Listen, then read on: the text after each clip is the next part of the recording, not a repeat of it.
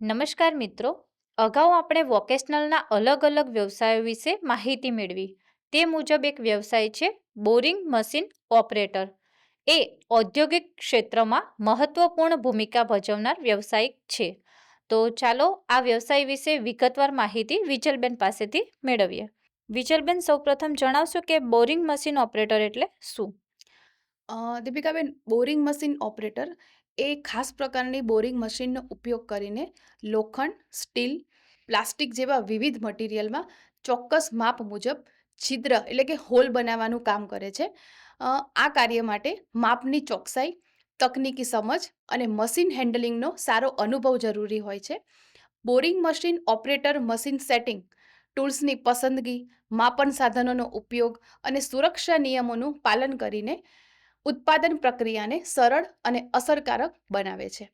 તેઓ manufacturing, workshop, factory અને engineering ઉદ્યોગોમાં કામ કરે છે.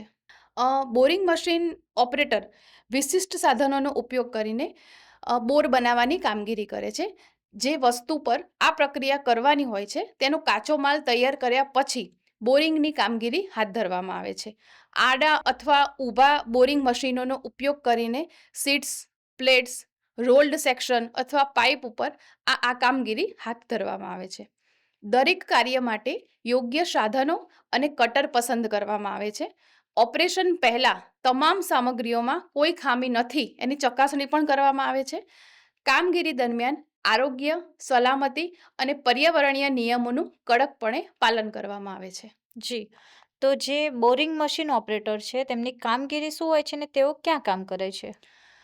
તેઓની કામગીરી વિશે વાત કરીએ તો મશીન સેટ કરવું અને યોગ્ય ટૂલ્સ લગાવવું, મેટલ કે મટીરિયલમાં ચોક્કસ માપ મુજબ છિદ્ર બનાવવું, માપન સાધનો વડે માપ ચકાસવું, મશીનનું સંચાલન અને નિયંત્રણ રાખવું, સલામતી નિયમોનું પાલન કરવું, મશીનની સફાઈ અને જાળવણી કરવી.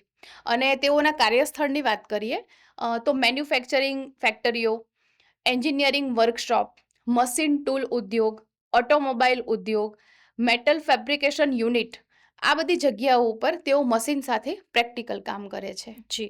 તો જે બોરિંગ મશીન ઓપરેટર છે તે બનવા માટે જરૂરી વ્યક્તિગત ગુણો કેવા હોવા જોઈએ? જરૂરી વ્યક્તિગત ગુણોની વાત કરીએ તો ધ્યાનપૂર્વક કામ કરવાની ટેવ, ચોક્કસ અને માપમાં સચોટતા, તકનીકી સમજ, ધીરજ અને જવાબદારી, સલામતી નિયમોનું પાલન કરવાની ટેવ, સમયસર કામ પૂર્ણ કરવાની ક્ષમતા, મહેનતુ અને શિસ્તબદ્ધ સ્વભાવ, આ બધા જ ગુણો તેમને મશીનને સુરક્ષિત અને અસરકારક રીતે ચલાવવામાં મદદ કરે છે. જી.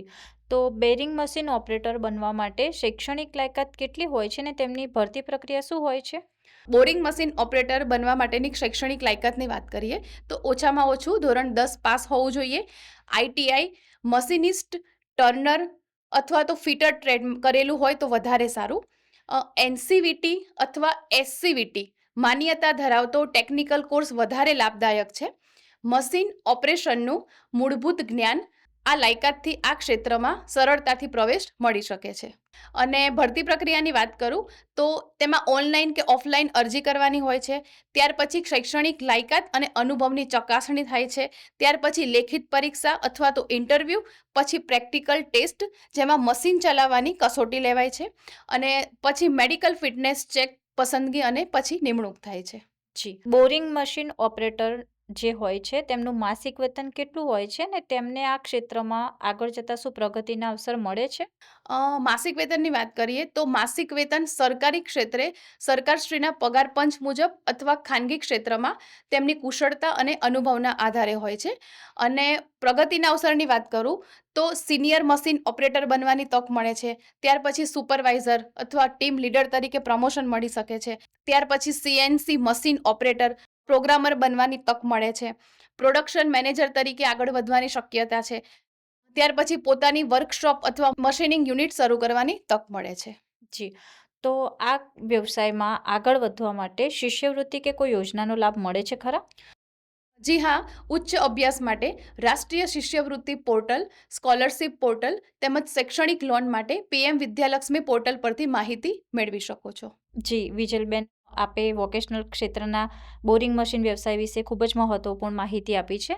તો મિત્રો, આ સંદર્ભે ક્યાં અભ્યાસ કરવાનો થઈ શકે છે અને તેમાં સફળ થયેલા વ્યક્તિઓની સાફલ્યગાથા તથા કેરિયર કાર્ડની લિંક અને આ હોદ્દાની વધુ માહિતી આપ આ વિડીયોના ડિસ્ક્રિપ્શન બોક્સમાંથી મેળવી શકો છો.